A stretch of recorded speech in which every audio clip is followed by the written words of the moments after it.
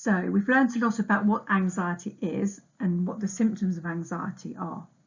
The good news is anxiety does come and go, and there are lots of things we can all do to build up our resilience in order to manage our anxiety. Different things help different people, and we'll be talking through a few strategies that can help. But it is about finding out what works for you. The thing about anxiety is it can be quite a sneaky thing. So it can start quite small. Sometimes you don't even notice when it's starting to build up, but then it becomes bigger and bigger. And some of the natural things that we do to manage that anxiety actually make it worse in the long run. And here's an example to think about. So imagine this situation. Imagine that you've been invited to a party for some friends and you're getting really worried about it. So the thoughts you might have could be around, I can't cope. I'm going to make a fool of myself. No one's going to talk to me. I'm going to look really stupid. So if you imagine if you have these kinds of negative thoughts in relation to going to this party, you might then start feeling a certain way in your body. So it's likely you'll feel quite anxious, quite fearful, and could have thoughts along the lines of something terrible is going to happen, and things start to accelerate in your mind. And what you might find in your body is you start to experience some of those physical sensations of anxiety. So you may notice your heart rate increasing, your heart pounding, your breathing changing, becoming more rapid. You might feel a bit sweaty. You might feel a bit shaky. You might feel a bit hot. And then when you start to feel that way physically, you can kind of want to find a way of managing it. So what you're trying to do is cope by doing things that help you to feel better or to somehow feel safer. So where we look at behaviours, which is about what we do in relation to anxiety when we feel it, in this example, you might avoid the party altogether and say, actually, I can't face going, I'm not going to go. Or you might go to the party and just stay in the corner, keep your head down, not talk to anyone, hide away. And that might then lead to thoughts such as, I feel really bad, so it must be bad. And I knew it would be bad and I can't cope. And it kind of becomes a cycle really of anxiety. And then the thoughts get more negative, more catastrophic. You start to worry that terrible things will happen. Your body feels even more anxious and it can start to build. So the important thing is to recognise that cycle of anxiety, but also think about ways to break the cycle. So in what ways do we think we could break this cycle of anxiety? What could we do to stop this vicious cycle happening? The next section is going to be looking at the ways that we can break the cycle. So one way is to break the cycle of anxiety by addressing the feelings involved. So when we're feeling really anxious and we're feeling really stressed, what we need is some techniques to lower our arousal in our bodies and start to calm our bodies down.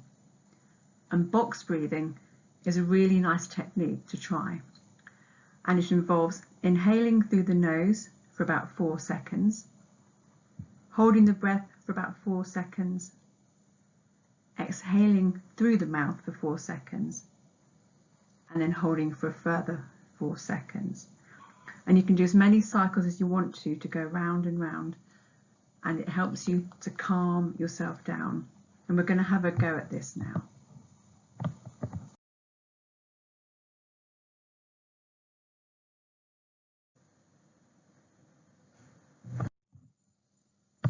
Another technique when you're feeling anxious and feeling stressed in the body is called the grounding technique. The 5 senses grounding exercise is a really good one, and this video shows you just how to do it.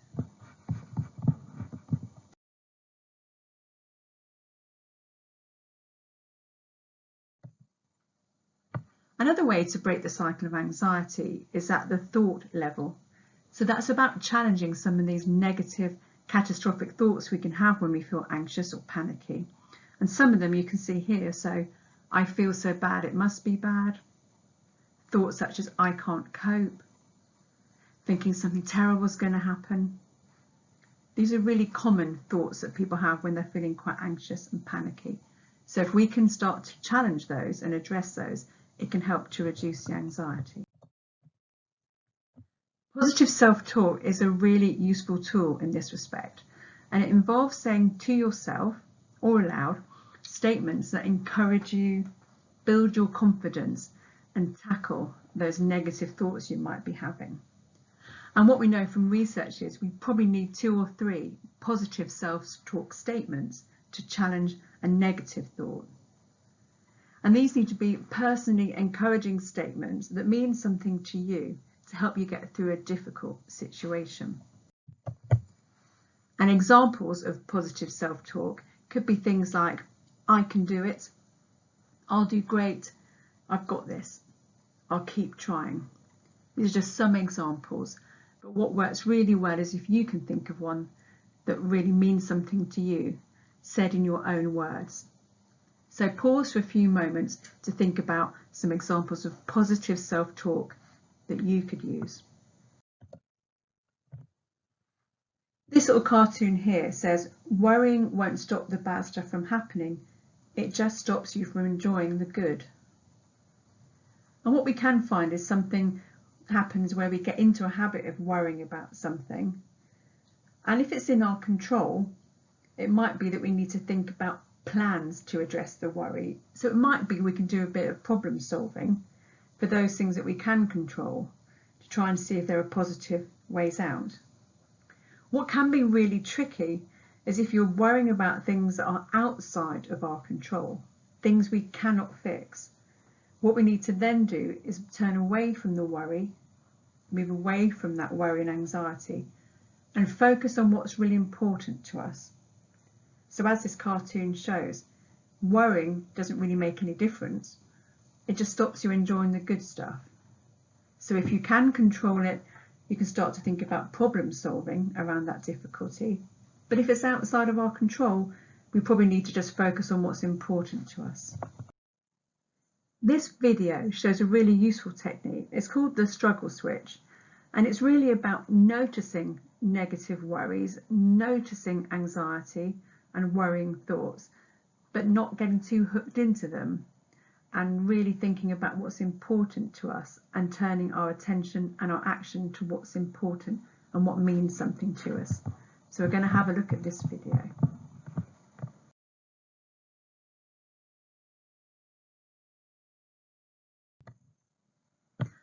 Okay, so another way you can look at breaking the cycle of anxiety is actually about tackling the behavioural part of it. So that's what we do in relation to anxiety. So facing your fears naturally will reduce your anxiety in that situation over time. But facing your fears is a difficult thing to think about, isn't it? So we need to have a stepped, gradual approach. If you challenge your negative, worried thoughts, you can learn to cope in that situation. If you feel the fear is just too big and the challenge is too big, breaking it down into goals, step by step, can help you to achieve the easier goals first and then move on to the next step when you feel ready.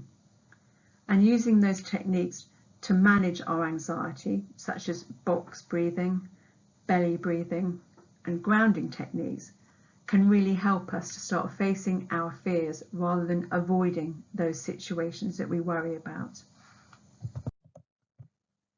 So, when it comes to breaking the cycle of anxiety, let's just summarise what we've learnt so far. When you're anxious, always remind yourself that those physical sensations in your body are your body's response to a perception of danger. It's because your body thinks there's a real threat, whether there is or not. Breathing exercises can really help to reduce those symptoms of anxiety and stress in our bodies, and they can help to make us feel calmer by changing our heart rate and our breathing. When it comes to negative, anxious thoughts, what we can do is try and have some good positive self-talk statements to challenge that negativity. So thinking about 2 or 3 of those for ourselves, which we can use, is a really good first step. Using positive self-talk and the breathing exercises can work really well. So you're looking at lowering the arousal in your body and challenging the negative thoughts at the same time. And as we've just looked at, when you are starting to face your fears and challenge your avoidance, use a graded approach. Don't expect to be able to do everything straight away. Think about what the most achievable first step might be, and then reward yourself with progress. Every step is really important, and every step is worth celebrating. And also bear in mind that sometimes you might be worrying about things that you can't control. So if you can't problem solve around it, just make space for the worry, acknowledge the worry, and then refocus your time on activities that you enjoy in the here and now. Now, this section is going to be looking at types of self-care. So we know that looking after our own well-being is really, really important. It's much more likely we can cope with our emotions, such as anxiety, if we're looking after our overall well-being. So really it's about getting the basics right. Things like sleeping, eating, getting physical activity are all really important to our well-being.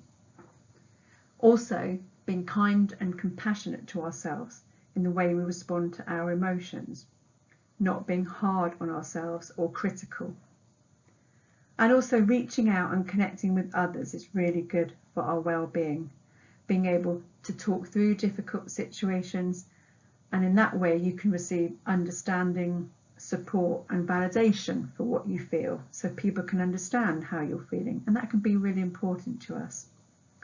And also doing those things that we value in life, doing things that are important and meaningful for you. So as we can see by this graphic here, self-care can be in lots of different ways. It can be more along the physical lines of things in terms of exercise, relaxation, yoga, having rest. It can be looking at the emotional side of life in terms of managing stress, being compassionate to ourselves and being kind to ourselves, forgiving ourselves for our mistakes. There are also social aspects to our self-care. So looking at our social relationships, our friendship groups, connecting with others and spending time together, and also asking for help when we need it. We all need help sometimes. It's really important to reach out. And finally, there's a spiritual dimension to self-care. So that could be things like yoga, meditation, enjoying nature, and just finding connection and space. So these are all really important when it comes to looking after yourself and managing stress and anxiety. So have a little think about what keeps your well-being in check. What are those things in life that are really important to you that help you feel calm and help you to feel that you're enjoying life and doing things you care about? What kind of things can tip the balance a little bit? Maybe you find that if you don't get enough sleep, your well-being really suffers. Maybe sometimes the diet isn't quite what it should be, and that can make us feel unwell and anxious. So spend a few moments thinking about what kind of things you need to keep your well-being in check. And finally, there are a number of resources here and support options. So I guess top of the list really, the easiest thing to do and often the most useful is to think about friends, family, carers, other trusted adults, people at school who you can reach out to help you when you feel anxious. And they can help with advice, just listening to worries, and you can problem solve together about how to manage. Also, you can problem solve how to face those difficult situations gradually, step by step. There's also an online counselling service called Kooth, which you can access if you're between 11 and 24 years of age. And it's open every day. And this is a way of getting anonymous counselling support if you feel you need it. You could also go to thesource.me.uk, which has useful information, advice and support for young people in Suffolk around emotional wellbeing and mental health. The Young Minds website also has a great deal of resources and videos on lots of topics relevant to well-being and emotional mental health.